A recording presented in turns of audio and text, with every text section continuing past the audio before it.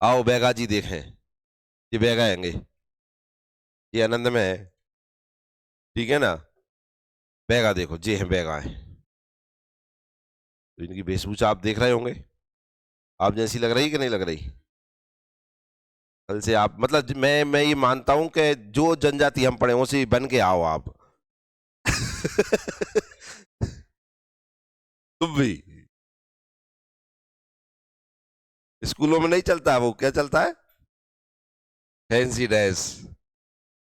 तुम्हारे लिए वो फैंसी ड्रेस हो जाएगा, और साथ साथ में थोड़े अनुभव के साथ जब पढ़ोगे तो मुझे लगता है मजा आएगा आपको।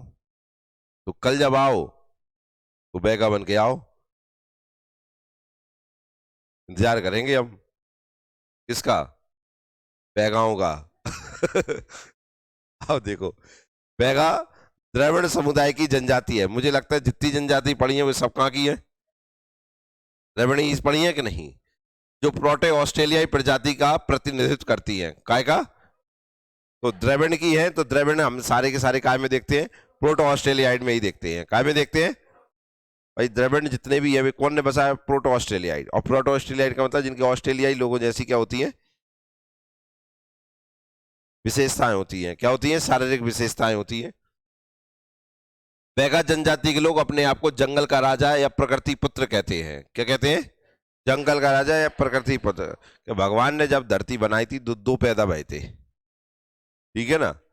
दो पैदा में से एक बैगा बने, एक गौण बने, एक बैगा बने और एक गौण बने। तो गौणों की उपजाति भी कहलाती है, उनके भाई बंधु भी कहलाते हैं। इन्होंने जंगल की रक्षा करी, इसलिए ये जंगल के राजा हो गए। गौणों ने कहा कि धरती हमारी माता, इसलिए वे धरती पे क्या नहीं चलाते, हल नहीं चलाते हैं, ठीक है ना। बैगा परंपरा के अनुसार सृष्टि के निर्माता ठाकुर देव हैं। कौन है, हम जान रहे हैं जनजातियों में ठाकुर देव की अलग ही महिमा है, सबसे बड़े हो रहे हैं कि नहीं हो रहा है, क्योंकि वे ठाकुर साहब हैं, ठीक है। इस जनजाति पर लिखी गई पुस्तक कौन सी है, द बैगा के रचयिता वेरियर एलवन है। कौन है, वेरियर एलवन। इसमें बैगाओं को जादूगर या वैद या आदिवासी कहा गया है। आदि स्वामी का, आदिवासी या आदि स्वामी कहा गया है। इसमें बैगाओं को जादूगर या वैद, जंगल की पूरी जानकारी है वैद है, ठीक है ना। जादूगर कहा गया है या आदि स्वामी कहा गया है, क्या कहा गया है, आदि स्वामी, ठीक है ना। बैगा को भारत सरकार ने पिछड़ी जनजाति माना है। क्या माना है, पिछड़ी जनजाति। मध्य प्रदेश के दक्षिण क्षेत्र में बैगा सर्वाधिक महत्वपूर्ण जनजाति है। अब दक्षिण में आप जान रहे हैं कि ये बालाघाट, सिवनी, मंडला, डिंडोरी, अनूपपुर, शहडोल, उमरिया, ये क्षेत्र जो है ये कौन का है, बैगाओं का है। सबसे ज्यादा मंडला में रहते हैं। कहां पर रहते हैं, मंडला में। मंडला, डिंडोरी, ये दो क्षेत्र हैं, ये बैगाओं के क्षेत्र है। अपन यहाँ गौड़ों का की ही एक उपजाति मानी जाती है। मध्य प्रदेश के दक्षिण क्षेत्र में बैगा सर्वाधिक महत्वपूर्ण जनजाति है। यह गौड़ों की ही एक उपजाति मानी जाती है। किसकी, गौड़ों की। गौड़ों के भैया बहन है जी। बैगा शब्द का शाब्दिक अर्थ होता है पुरोहित। कौन होता है, पुरोहित। इसलिए इनको पंडा या बेबात भी कहा जाता है, पंडित या बेबात, ठीक है। एक हमने जनजाति पढ़ी, उनमें हमने देखा था कि उनके जो समुदाय है, समुदाय में जो लोगों की पद है, तो जैसे हमने पढ़ के आए जैसे यहाँ पर पुरोहित हो गए, पंडा हो गए।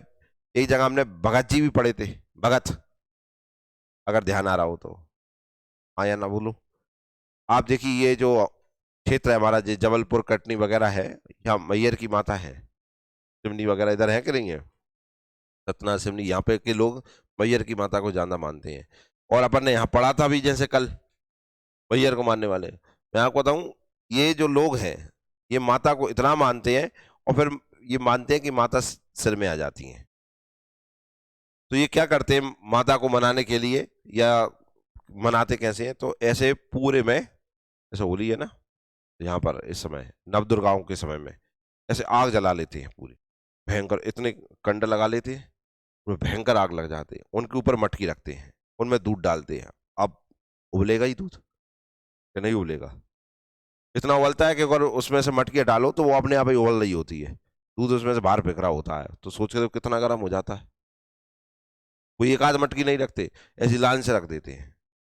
अब जिसके सिर में आते हैं वो मटकी के दूध से नहाता है। ऐसा कैसे खुद से उठा कर डाल लेता है, कुछ नहीं होता उसको,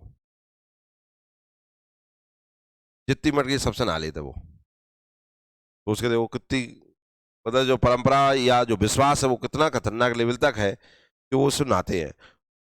ऐसी कोई किंवदंती नहीं है, ये आज भी है, ये आज भी है। खौलते हुए दूध को दोनों हाथों से ऐसे आग में से ही निकाल लेते हैं, नहा लेते हैं। सोचिए आप। शारदा माता है, आप जानते हैं मेहर में, उनकी मानता है, अभी पिछले में पढ़ के आए कि नहीं, भयंकर मानते हैं। वो बहुत भयंकर तरीके से, भव्य तरीके से पांडाल लगाते हैं, बनाते हैं, आग जलती है, इतने इतने गोल करके आग लगाते हैं, उसमें बीच में मटकी रखते हैं, दूध उबल रहा होता है, मतलब दूध कितना उबल रहा होता है, फैल रहा होता है। और जिस व्यक्ति को ये सब होता है, वो क्या करता है, दूध उठाएगा और सिर पर डाल लेगा। और ऐसा नहीं कि कुछ ऐसा पहन लिया हो जिसके कारण उसे गर्म का एहसास ना हो, कपड़ा ऊपर नहीं रहता है, धोती अकेला पहना रहता है, बस डाल लिया, 8-10 मटका डाल लेते हैं। सोचिए, मतलब आप सोचिए, ये साक्षात है कि आग जल रही है, वहां में से दूर रहा व्यक्ति को कुछ नहीं हो रहा, ऐसा लग रहा है ठंडे पानी से नहा रहा है। कितनी बड़ी बात होगी। तो ये अपने अपने विश्वास है, दूसरे को, आप जानते हैं अपन गए तो ऐसे हाथ लगा भी में फूले पड़ जाए, ये लगे उंगली यही नहीं है और वे उठा रहे हैं। किसी किसी बच्चे को भी आते हैं, वो बच्चा नहा रहा है। तो और ऐसा नहीं, आदिवासी वहां के, ये यहाँ के और लोग भी जो हैं, जो जनजाति, मतलब ये जनजाति होंगी, जंगल में रहने वाली हो गई ये तो, ठीक है ना। बाकी और जो हैं, जो सब समाज साथ में रहता है, उनमें भी आता है, वे भी ऐसा ही करते हैं।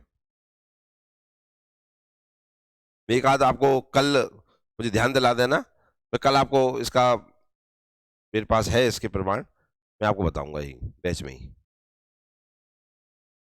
तो आप देखना फिर उसको, आपको डर लग जाएगा देख कर, यार कैसे हो सकता है ये, लेकिन ये विश्वास है, ये भारत में ही मिलेगा तुम्हें, कि जब विश्वास के दम पर इतना काम हो जाता है कि खौलते हुए दूध को ऊपर डालने पर शरीर पे एक भी चीज ऐसी नहीं होती कि जिससे ये पता चल जाए कि ये व्यक्ति जल गया है। विश्वास में इतनी शक्ति है, पूछ कर देखो, तभी तो ये लोग मानते हैं, विश्वास करते हैं और काम होते हैं। भाई मुझे बताइए, बीमारी पे डॉक्टर के पास नहीं जाते हैं, तो ऐसा तो है नहीं कि बीमार ना होते हो, बीमार तो हो ही रहे हैं कि नहीं हो रहे हैं, तो फिर सही भी तो हो ही रहे होंगे, तो सही कर कौन रहा है इन्हें, इनका विश्वास सही कर रहा है इन्हें, क्या कर रहा है सही, विश्वास, अपने भगवान या देवता जो भी मानते हैं उन पर इतना विश्वास है कि उनसे ये सही हो जाते हैं। हम डॉक्टर से ही सही नहीं हो पाए, एक चीज के लिए 8-10 डॉक्टर बदल लेते हैं कि नहीं बदल ले, ये अपने भगवान थोड़ी बदल रहे हैं, ये तो उन पर ही विश्वास कर रहे हैं, और सही हो रहे हैं कि नहीं। और कल मैं आपको जो बताऊंगा उसमें आप देखना किस तरीके से वो एक मतलब मटकी उतारता है, एक हाथ से अपने ऊपर डाल लेता है, एक बार में ही सीधे आग में से उठाया और ये डाल लिया। विश्वास ही होगा ये कि नहीं होगा, बताइए, आओ देखते हैं आगे। इसलिए इनको पंडा या बेवाद भी कहा जाता है। बैगा ग्राम पुरोहित होने के साथ साथ चिकित्सक भी होते हैं। पुरोहित होने के साथ साथ कौन होते हैं, चिकित्सक। मैंने एक दिन बताया था, देखो पंडित अलग होता है, कौन, ब्राह्मण अलग होता है, पंडित अलग होता है, पुरोहित अलग होता है, पुजारी अलग होता है, आचार्य अलग होता है, गुरु अलग होता है। लेकिन हम सब ये कैसे ही कह देते हैं, पंडित जा, और गुरु जी कहाँ जा रहे हो, और पंडित जी कहाँ जा रहे हो, ये ब्राह्मण हैंगे हमारे गांव के, ये कहते कि नहीं, हमने सभी को क्या है, काय में तौल दिया है, एक में, जबकि सबके अर्थ अलग अलग हैं, सबके अर्थ अलग अलग हैं, मीनिंग में सब कुछ छुपा है। आचार्य तो अभी धरती पे केवल 4 आचार्य हैं बस अकेले, जैसे शंकराचार्य, भास्कराचार्य,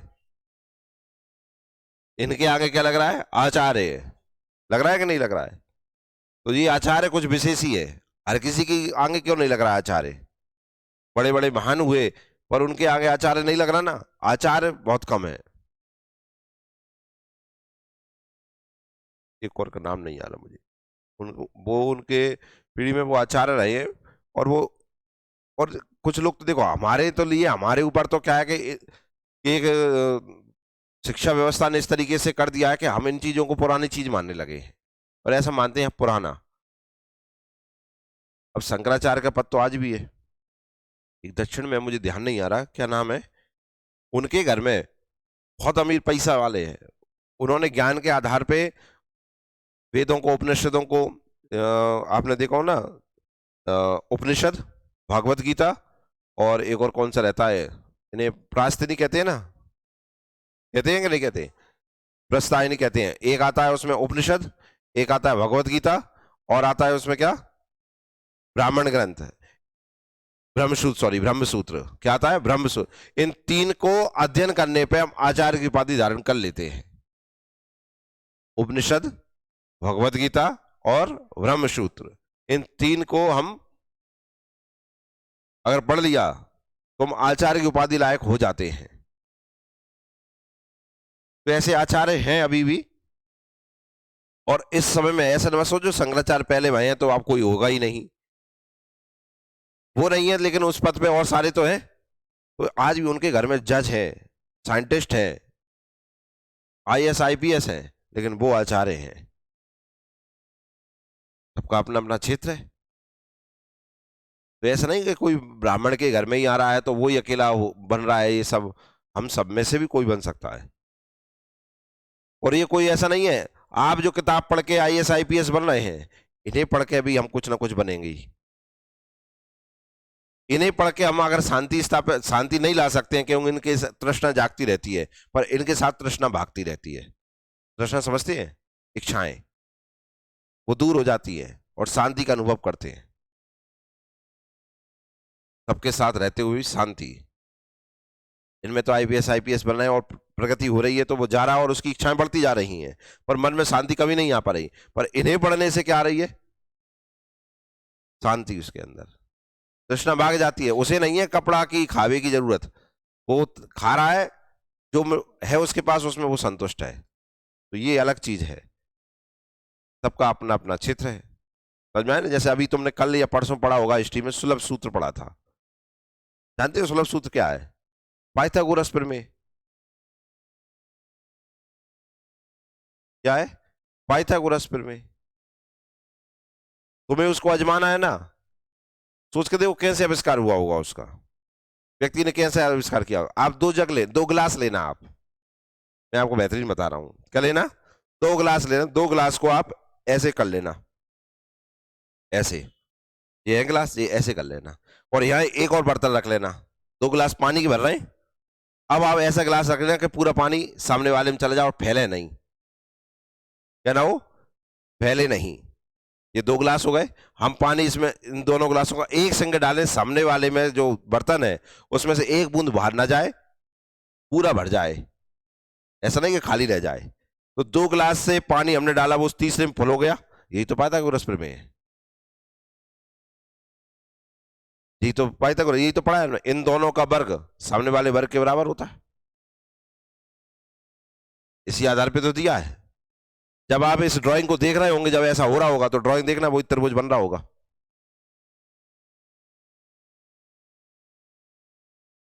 अब जो पाइथागोरस जो वैज्ञानिक था, जिस मैथमेटिशियन था जिसने ये दिया है, उसकी 1000 साल पहले हमने आविष्कार कर दिया था। इसका नाम नहीं था वो तो पाइथागोरस, और पाइथागोरस उसका नाम थोड़ी है, सुलभ सूत्र उसका नाम है सही, पाइथागोरस तो उसका वैज्ञानिक के नाम पे नाम हो गया।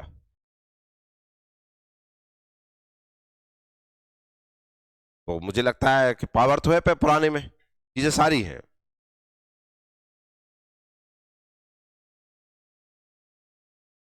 समृद्ध संस क्या है? नहीं नहीं, मैंने बैगा का नहीं बताया, वो मैंने ये बताया कि वहां के, यहाँ के लोग जो मानने वाले हैं तो जनजातियों में भी ऐसा मानते हैं, और कुछ लोग जो जनजातियों से परे हैं, जैसे हम सब में जो जाति हैं, वो भी मानते हैं इसको। पर ऐसा नहीं है कि वहीं अकेला ये सब चलता हो, हमारे इधर दूसरी माता है तो उनकी दूसरी मानता है।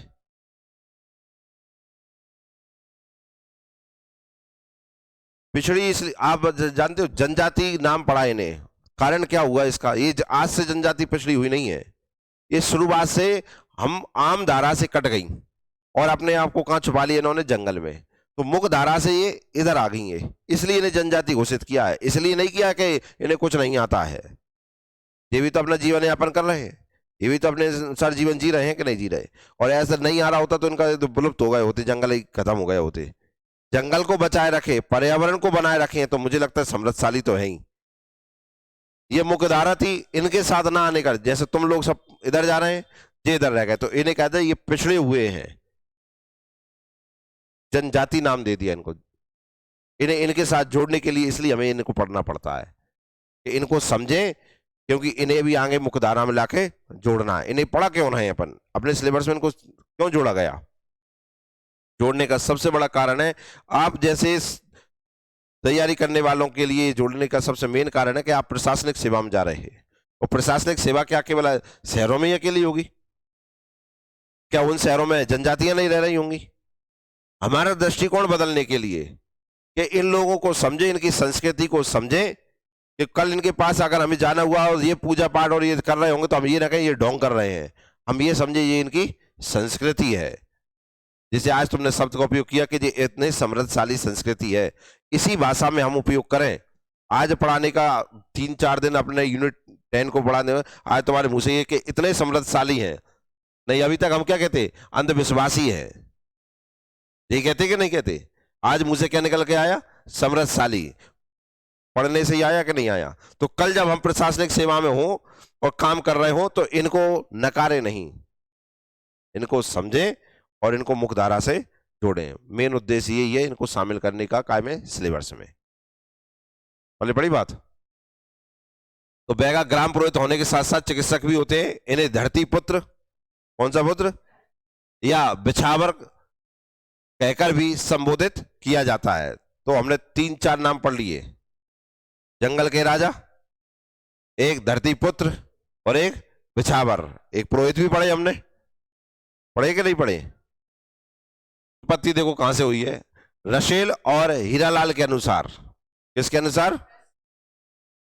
अब इन्हें पूछ सकता है उत्पत्ति कि ये उत्पत्ति इनकी ऐसी है, किसके अनुसार? तो आंसर देंगे रशेल और हीरालाल के अनुसार। भगवान ने नाग बैगा तथा नागी बैगिन को बनाया, मेल और फीमेल हो गए।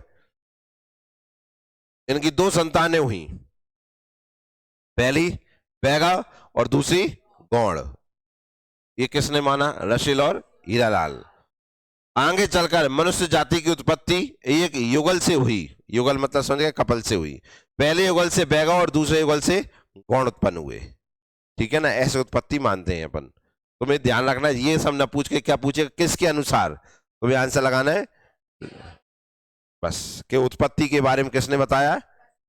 अब का उत्पत्ति बताई है, पेपर में ये नहीं पूछेगा कि कौन से युगल से उत्पत्ति हो गई, का मानो। तो पेपर में क्वेश्चन तो ऑथेंटिक बनना है, तो क्या हो जाएगा? रशेल और हीरालाल ने अध्ययन किया था। किंवदंती के अनुसार नागा बैगा ने कौवा कुंवर को धरती ढूंढने भेजा था। कौआ को, किसे? कौआ को, कि तू जा और धरती ढूंढ। इसलिए बैगा जनजाति कौआ को सर्वश्रेष्ठ मानती है, विशेष सम्मान करते हैं। काहे का? कौआ का, कौवे का। क्लियर है? सब में देखो अलग अलग मानता है। तो कौन धरती ढूंढने जा रहा है? कौआ। ठीक है ना। नागा बैगा ने किसे? कौवा कुंवर को धरती ढूंढने भेजा था, इसलिए बैगा लोग कौवे को विशेष सम्मान करते हैं। नागा बैगा ने पृथ्वी को बनाया। किसने? नागा बैगा ने किसको बनाया? पृथ्वी को बनाया, इसलिए वह भूमिक कहलाए। क्या कहलाए? भूमिक। पृथ्वी उसकी बेटी है, अतः बैगा पृथ्वी पर हल नहीं चलाते हैं। कौन नहीं चलाते? बैगा धरती पे क्या नहीं चलाते? हल नहीं चलाते हैं। कारण क्या है? अपने धरती को क्या मानते हैं? बेटी मानते हैं। देवार व देवार इन बैगाओं में सम्मान सूचक शब्द है। देवार व देवार इन बैगाओं में सम्मान सूचक शब्द है, मतलब सम्मान में। अपन कहते हैं सर, मैम कहते हैं ना, भाई साहब कहते हैं ना, इधर क्या कहते हैं? देवार या देवारिन। बैगाओं में सम्मान सूचक शब्द है। रशेल तथा हीरालाल ने बैगाओं को बंगाल व बिहार की भूमिया जनजाति की शाखा माना है। किसने? रशेल और हीरालाल ने बैगाओं को कहां की जनजाति की शाखा माना है? बंगाल व बिहार की भूमिया जनजाति की शाखा माना है। अब जनसंख्या, जनगणना 2011 के अनुसार मध्य प्रदेश में बैगा जनजाति की जनसंख्या 4.15 लाख है, जो राज्य की कुल अनुसूचित जनजाति जनसंख्या 2.71%। देखो ये परसेंट आप यहां नहीं पूछेगा आपसे, ये पूछ ले तो वो देवता आदमी है, ठीक है ना, जे पूछ ले तो वो मनुष्य आदमी है, ठीक है ना, क्योंकि ऐसा तो आप जानते हैं याद करना मुश्किल है, लेकिन परसेंट पूछ सकता है और बनता भी है पूछे। बैगा जनजाति की सबसे ज्यादा जनसंख्या मंडला जिले में है। कहां पर है? मंडला, ठीक है, मंडला डेनोरी, ये दो क्षेत्र को आपको ध्यान रखना है। सबसे ज्यादा जनसंख्या कहां पर है? 1931 की जनगणना में बैगाओं को एनिमिस्ट लिखा गया है। क्या लिखा गया है? ये इंपॉर्टेंट है। एनिमिस्ट क्या होता है जानते हैं?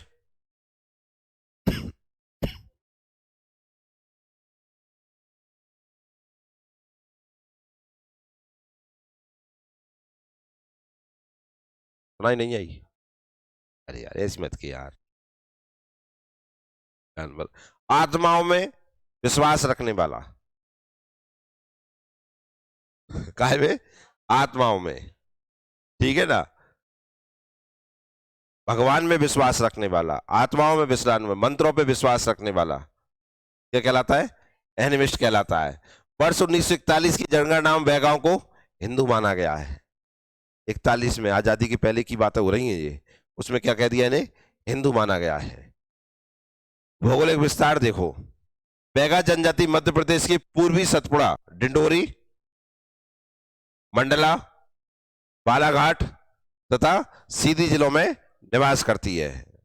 क्लियर है? सतपुड़ा एवं मैकाल पर्वत श्रृंखला के मध्य इनकी, ये छोड़ो, बैगा चक का अधिकांश भाग मध्य प्रदेश के डिंडोरी जिले में आता है। यह पूरा क्षेत्र साल वृक्ष आच्छादित। अभी आप जानते हैं मध्य प्रदेश में वैसे ही सागौन और साल वृक्ष है, तो यहाँ पे काय का ज्यादा क्षेत्र है? साल वृक्ष, ठीक है ना, तो खैर इसमें से कोई क्वेश्चन नहीं बनेगा, ये इंपॉर्टेंट है। डिंडोरी, मंडला, बालाघाट, सीधी जिलों में निवास करती है। शारीरिक विशेषताएं सबकी एक सी विशेषता है, प्रोटो ऑस्ट्रेलियाइड है, तो विशेषताएं तो सेम ही मिलनी है। देखो, बैगा जनजाति के लोग कद मध्यम ऊंचा, शारीरिक सुगठित, नाक चपटी, रंग काला एवं बाल सीधे खड़े। ये पढ़े कि नहीं? अकेले हमने भील पढ़े थे, घुंघराले बाल, ठीक है, बाकी विशेषताएं सेम चल रही है कि नहीं? उपजाति, रसेल ने मुख्य रूप से बैगाओं की 7 उपजातियां बताई हैं। कितनी? 7। और देख दो इनकी जनजातियों में तो उपजातियां जो हैं, गोत्र जो हैं, आप जानते काम के आधार पर, पेड़ों के आधार पर, पशु के आधार पर है, वैसे यहां भी होगा। देखो उपजातियां बताई गई, जो भरौतिया सबसे उच्च होते हैं, बैगाओं में सबसे उच्च स्थान इनका है भरौतिया। फिर होते हैं नरौतिया, भरौतिया से नरौतिया, नाम लेने में कोई दिक्कत नहीं है, भरौतिया, नरौतिया। फिर हो गए रमैना, रमैना जानते हो किसे कहते हैं? जो रम जाते हैं, जैसे कहूंगा मेहमान अपने घरे आओ, अब जा ही नहीं रहो तो क्या कहते हैं? रम गाँव जाएंगे। रमैना है जो हर जगह रम जाता है, तो क्या हो गया वो? रमैना हो गया। कठमैना, ये कौन सी है? कठमैना। कठमैना माने कट, काष्ट, लकड़ी, ठीक है ना। ये हो गए नाहर, नरेटिया, क्या हो गए? नरेटिया। ये हो गए गोंडमैना, और ये हो गए बिंछावर। तो ये क्या हो गई इनकी? सबसे ऊपर कौन आता है इनमें? भरौती। इनका विशेष ध्यान रखना है अपने। इन उपजातियों में उच्च स्थान भरौतिया और निम्नतम स्थान गोंडमैना का प्राप्त है। सबसे उच्च कौन है? भरौतिया, और निम्न कौन है? गोंडमैना। अब ये क्यों इंपॉर्टेंट है, ऊपर क्यों रखे गए, ये अभी देखें, क्योंकि ये ऐसा मानते हैं बैगाओं के मूल बैगा जो है वो यही है। ये क्या हो गए होंगे? ये बिगड़ गए होंगे। मूल बैगा जो अपनी परंपराओं को लेकर चल रहा है, वे कौन है? भरौतिया। भरौतिया ये जनजाति अपनी मौलिक अवस्था में, अब मौलिक अवस्था समझ गए, जैसे बैगा पहले थे वैसे बैगा कहां देखने को मिलेंगे? भरौतिया वाले। इनके सभी रीति रिवाज भूमिया बैगाओं से मिलते हैं। भूमिया बैगा कहां पढ़े हमने? बंगाल और बिहार में। भरौतिया का अर्थ होता है भरता या भरण पोषण करने वाला, या जंगली उपजाति है, जंगल में रहती है, जो हल्का प्रयोग नहीं करती है। इनको बैगा में उच्च स्थान प्राप्त है। इनके बाल लंबे होते हैं, ठीक है ना, और बैगा में उच्च स्थान प्राप्त है। ये हल्का प्रयोग नहीं करते हैं। क्यों नहीं करते हैं? क्यों? धरती को क्या मानते हैं? बेटी। फिर आते हैं कौन? गोंडमैना, सबसे निम्नतर है। इनको बैगा जनजाति में निम्नतर स्थान प्राप्त है। फिर आते हैं एक बिंछावार, बैगाओं की सबसे सभ्य जनजाति है। कौन सी? सभ्य, डिसिप्लिन में रहने वाली है। बैगाओं की अन्य उपजातियों से अपने आप को अलग बताने के लिए ये अपने आप को विंध्याचल या विंध्यवार, इसलिए इनका नाम पड़ गया विंध्यवार, और विंध्याचल के कारण क्या? पिंछवार। क्या बढ़ गया? पिंछवार। पिंछवार जनजाति भी बड़े जमींदार या भूमिपति होते हैं। भूमिपतियों को, बेगांव में भूमिपति को क्या कहते हैं? और जो खेती नहीं करते उन्हें क्या कहते हैं? भरौतिया। क्या कहते हैं? भरौतिया। सबसे निम्नतर को क्या कहते हैं? गौंडमैना। अभी बताएंगे ना तो खाएंगे हम ही। देखो, शाकाहारी और मांसाहारी दोनों प्रकार के होते हैं। खेती नहीं करेंगे तो क्या करेंगे? तुम बताओ। तुमसे खेती करवाएंगे? ये खेती नहीं करते हैं, दूसरे से खेती करवा लेते हैं। अपन नहीं चलाएं। खेत तो होते हैं लेकिन उस पर हल नहीं चलाते हैं। या तो बीज फेंक देते हैं उस पर हो जाए, या क्या करते हैं, जो दूसरे भाई बहन है ना जो खेती करते हैं उनसे कहते हैं खेती कर दो। बैल किराए से लेते हैं। ट्रैक्टर तो होते नहीं है, क्यों? पैसा ज्यादा नहीं होता, बैल होते हैं। तो बैल भी नहीं रखेंगे, हल नहीं है तो बैल रख के क्या करेंगे? तो दूसरों से क्या ले ले? जो खेती करने वाले उनसे बैल ले लिया, हल ले लिया, क्या खेती कर जाओ, खेती हो गई, काट हम लेंगे। बात समझ में आ गई ना? ऐसा करते हैं। कठमैना या कोडबन, काठ पर काम करने वाले क्या कहलाते हैं? कठमैना। काठ मतलब समझ गए? मुंडीपा, सपा चट मूछ रखने वाले। अब सपा चट मूछ का होता है?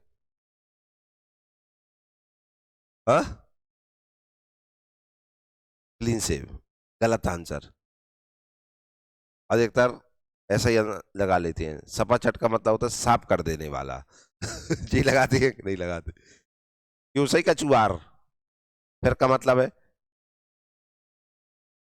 हाँ, एक तो बोलत कम हो यार तुम, बड़े आदमी नेक में बन जाते हो।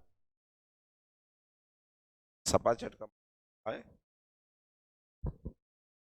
मूछे ही होना सबसे बड़ी विशेषता है इनकी। क्या? मूछे होना ही सबसे बड़ी, और मूछे बड़ी डिजाइन की होनी चाहिए। मतलब आप समझिए कि बिल्कुल ऐसे लगा लिया हो कि जेल में लगा के बिल्कुल, अब एक बाल ना इधर हो जाए और न एक बाल इधर हो जाए, उसे कहते हैं सफाचट मूछ। बिल्कुल शेप होनी चाहिए उनकी। जैसे आपने रामायण में रावण की और कुंभकर्ण की मूछें देखी ना, ऐसी घूम रही है ऊपर है, बिल्कुल ऐसी की ऐसी। तो इसे कहते हैं क्या? सफाचट मूछ रखने वाला।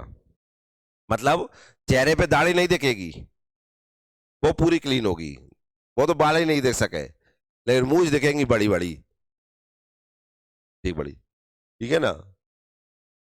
गोत्र एवं जाति। जात कर्म के आधार पर, जाति काय के आधार पर है? कर्म के आधार पर। पहली है कौन सी? हाड़ा, गोड़ा सेकने वाला। अब जी गोड़ा क्या होता है ये मुझे पता नहीं है, गोड़ा सेकने वाला क्या होता है। फिर दूसरी कौन सी होती है? रटूडिया। कौन सी होती है? गोड़ों के आधार पर निधुनिया। कौन है? निधुनिया। और निवास स्थान के आधार पर गंगरिया। इनका निवास स्थान क्या कहला रहा है? गंगरिया। बैगा भूमिया की शाखा होने के कारण ये मारवी, दुर्वे, मरकाम, परतेती, टेकाम को अपना गोत्र मानते हैं, जिनके गोत्र रहेंगे। कहा जी? गोत्र है इनके। अब तुम तो ये देखो, जात कर्म के आधार पर इनकी गोत्र और जाति है। हाड़ा है, बैगा में कौन से होंगे? हाड़ा। दूसरे निधुनिया, फिर गंगरिया। ठीक है ना? प्रत्येक जाति का एक गढ़ होता है। जाति का होता है गढ़। जैसे तुम कह रहे हो ये तो अपना क्षेत्र है, तुम थोड़े से हिंदीवादी हो गए। जो तो अपना एरिया है, इंग्लिशवादी हो गए। जी का कह रहे हैं जी अपना गढ़ है, कोई आ गओ तो गाड़ देंगे। समझ में आए ना? तो इनके गढ़, और गढ़ के आधार पर इनके नाम। प्रत्येक जाति का एक गढ़ होता है, जिसे जतका जात या ततका गढ़ कहा जाता है। तो इनके गढ़ को क्या कहते हैं? क्या कहते हैं? जतका या ततका। तुम तो जाए पढ़ लो अकेले, जतका या ततका। ये का है? गढ़ है। प्रमुख गढ़ देख लो आप। कछ उनके गढ़ प्रसिद्ध हो गए। पहला गढ़ देवरी, एक दौरा भात खाने वाला शिकारी। हम सोचा लड़ावे के आधार हो, तो खावे के आधार पे गढ़ है। ठीक है ना?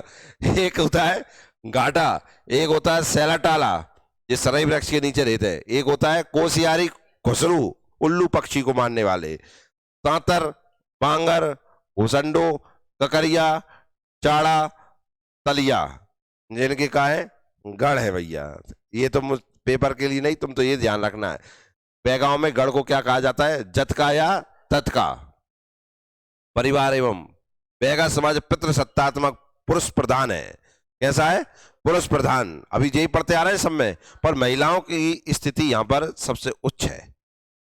और बैगांव में तो यह है कि अगर महिला का अपमान तो पूरी बैगा जनजाति का अपमान। अगर जहां पे बैगा रह रहे हैं वहां अगर घर में किसी महिला का अपमान तो पूरी पूरी जाति का अपमान। सोच के देखो फिर वह पुरुष को कहा हो तो वो बैगा अधिकांश एकल परिवार में। अभी तक हम संयुक्त परिवार देखे थे, यहाँ कौन सा परिवार आ गया? एकल परिवार। परंतु पुत्र पिता से अलग होकर पास में दूसरा घर बनाकर रहता है। सेपरेट हो पिताजी, नो डिस्टर्बेंस। समझ में आया कि नहीं आया? माता पिता किसी भी पुत्र के साथ स्वेच्छा से रहते हैं। जैसे दो पुत्र हैं, किसी के साथ भी रह सकते हैं। परिवार में सियाने, घर में जो बड़ा होता है उसे क्या कहते हैं? सियाना। तुम भी सियाने हो गए कि नहीं भाई? हो कि नहीं? नहीं भाई? अबे मतलब तुम का अपने यहाँ पे 6 महीना का मड़मड़ी माना रहे होगे का? अब तो वो सियाने हो गए यार, ग्रेजुएशन कराई लाई तुमने, 12वीं पास हो ही गए। परिवार में सियाने का सम्मान होता है, छोटे उनकी आज्ञा सदैव मानते हैं। ये अंतर है तुम में और इनमें, क्योंकि ये तुम नहीं करते हो, भी करते हैं। समाज में पुरुष के बनाए गए नियम लागू होते हैं। कौन के नियम? पुरुष के। परंतु स्त्रियों का अनादर पूरे बैगा समाज का अनादर माना जाता है। तो आपसे ना हम कह रहे हैं कि कुछ नहीं जानते, बस ये है मुख्य धारा से नहीं जोड़ पाए। बाकी तो देखो सब हमसे अच्छा हो रहा है कुछ चीजों में कि नहीं हो रहा है। सामाजिक संगठन, बैगाओं का सामाजिक संगठन आंतरिक रूप से सुव्यवस्थित एवं सुसंगठित है। बैगा जनजाति में पंचों की बैठक को मांदो कहते हैं। अब जहां से इंपॉर्टेंट चीज है, क्योंकि पंचायतों के सवाल आपने देखा होगा, आते हैं पेपर में कि नहीं आते हैं, तो ये इंपॉर्टेंट चीजें हो गई। तो बैगा जनजाति में पंचों की बैठक को क्या कहते हैं? मांदो कहते हैं। बैगा जनजाति में पंचायत व्यवस्था होती है, जिसमें 5 प्रकार के पंच होते हैं। हर जगह पंचायत की मानी जा रही है कि नहीं? मैं कह रहा हूं ना, ये पुलिस के पास और कोर्ट के चक्कर नहीं लगाए, ये तो पंचायत में ही सब चीजें सॉल्व कर लेते हैं। पंचायत में इनके 5 पंच होते हैं। पंचायत मतलब 5 पंच: मुकद्दम, दीवान, समरथ, कोटवार और दवार। पहला सबसे उच्च गांव का मुखिया कौन हो गया? मुकद्दम। फिर आप जानते हैं कि प्रमुख व्यक्ति होता है राष्ट्रपति भाई, मदद करे प्रधानमंत्री, ये प्रधानमंत्री है। कौन? दीवान साहब। ये कौन है? दीवान। ये कौन है? फिर समरथ। कोटवार मतलब समझ गए ना, गांव की रक्षा चौकीदार करने वाला, प्रशासनिक काम करने वाला कौन हो गया? कोटवार। कोई मर गया हो, सरकारी सूचना देना पड़ेगी, पैसा आएंगे, ठीक है ना, मृत्यु प्रमाण पत्र चाहिए कि नहीं, और गांव की रक्षा वाले कोटवार हो गए। फिर एक हो गए दवार। क्लियर? अच्छा, तुमने आदिवासी जनजाति एक आध देखी है क्या? देखी नहीं है तुमने? देखी गांव में आपने शहरिया तो देखे होंगे, तो भी नहीं आदि भाई जनजाति नहीं है, देखे हैं कि नहीं? अच्छा एक चीज बताओ, कि नहीं हो जाते? मतलब अगर ये इतने बीमार हो रहे होते, ये तो अभी तक लुप्त हो गए होते कि नहीं? जितनी बीमारी हमारे इधर चल रही है, अगर इतनी बीमारी जहां चल रही होती तो मुझे लगता है ये धरती पे नाम निशाना ही मिट जातो। फिर हमें पढ़ रहे होते क्या? लुप्त प्राय प्रजाति। आंख देखो। अब पहला कौन व्यक्ति है? मुकद्दम। भाई साहब क्या कह रहे हैं तुमसे? देखो, मुकद्दम गांव का मुखिया होता है। इसकी नियुक्ति परंपरागत ढंग से वंशानुगत होती है। कैसा पद है इसका? वंशानुगत है, जिसे सरकार से मान्यता प्राप्त होती है। किससे? सरकार से। कुछ नहीं कह सकती सरकार, नियुक्ति है प्रशासनिक अधिकारी सबसे बड़ा गांव का, इनके गांव का। यह गांव का प्रमुख प्रबंधक होता है। बारात की आगवानी और सरकारी कार्यों में मुकद्दम शासन की मदद करता है। जैसे पुलिस वगैरह जाएगी, कुछ हो जाएगा तो कौन के पास जाती है? सीधी मुकद्दम। अब अपने पास भी ऐसा होता है कि सरपंच के पास जाती है? ऐसा होता है क्या? नहीं होता। हमारे इधर तो सब पढ़े लिखे हो गए, सब हो गए, तो सब जिसका पास काम है उसी के पास जाती है कि नहीं? पर यहाँ ऐसा नहीं है। यहाँ इसके पास अगर नहीं गई तो, अगर जैसे मान के चलो किसी विशेष व्यक्ति के पास चली गई, जिसके ऊपर कोई मामला या कुछ भी बात है, तो वो कुछ नहीं कहेगा, चुप ही रहने भाई, वो लेके आ जाएगा झहीं करो बात। समझ में आए ना?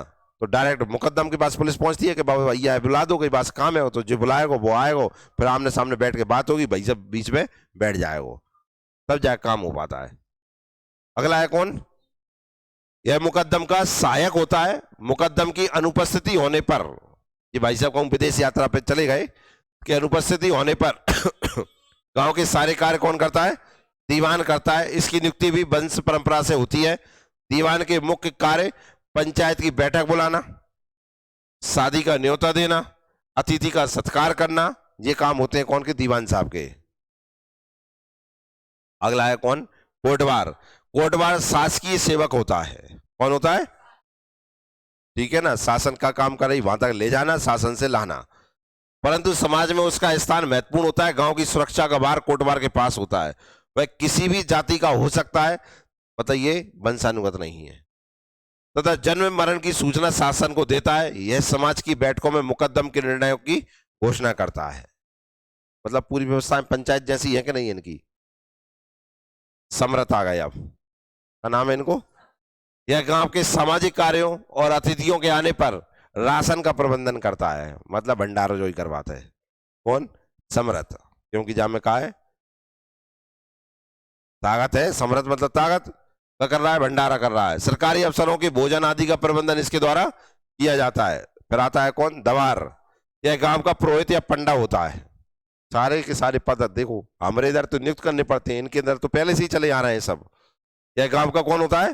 पुरोहित या पंडा होता है। यह धार्मिक पूजा पाठ का कार्य करता है। इसे भूमिया भी कहा जाता है। क्या कहा जाता है? जबकि हमने देखा है भूमिया इनकी क्या है? मेन जाति जो बंगाल और बिहार की है। पितृ पूजा इसी के हाथों से होती है। कौन सी पूजा? अब अगला एक चीज क्वेश्चन है, हमारे इधर पंचायतों का गठन होता है 5 साल में, फिर ग्राम सभा बुलाई जाती है, फिर पंचायत सचिव की नियुक्ति सरकार कर देती है, मतलब वो तो फिर सरकारी पद हो गया। फिर उसमें भी आप जानते हैं कि मेंबर बनते हैं, फिर सरपंच बनते हैं, फिर ग्राम सभा होती है, फिर गांव को बुलाया जाता है, फिर कौन से काम कराने, ये सब होता है कि नहीं होता? हमारे इधर ये सरकार व्यवस्था है, इनके इधर कहीं सरकार ने करी व्यवस्था।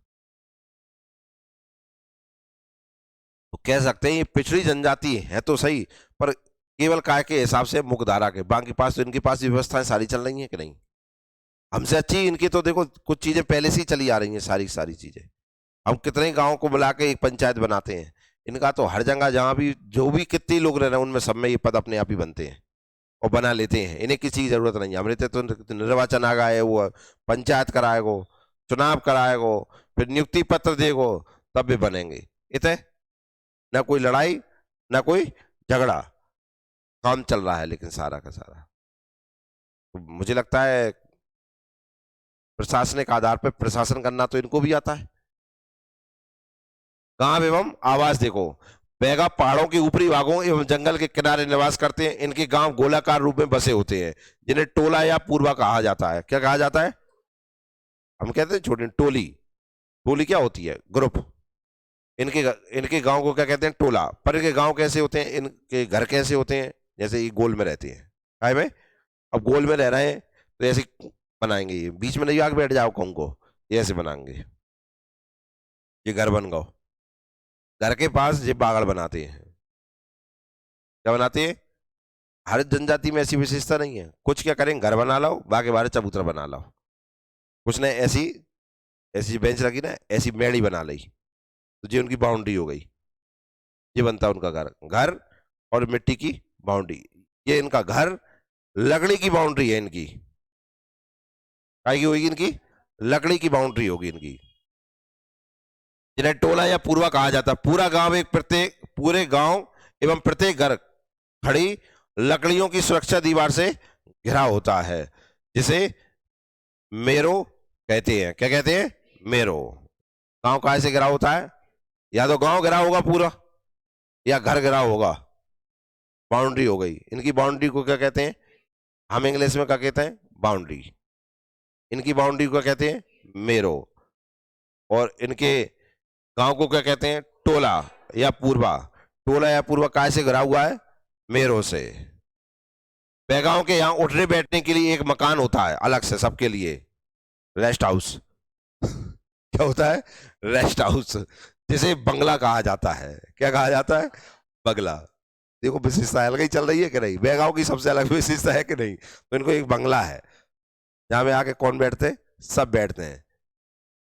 एक मकान, अब मकान होता है, ये तो लिख दिया मैंने आपको भील में, और उसके बाद और भी पढ़े, जरूरी नहीं मकान होता हो, चबूतरा भी होता है। क्या होता है? चबूतरा। चबूतरा के बीच में एक पेड़ होता है। क्या होता है? पेड़ होता है। पेड़ की छाया हो गई, यहीं आके बैठने हैं सबे, यहीं मुकद्दम आके बैठते हैं रोज, वहीं पूरा गांव आके बैठ जाता है।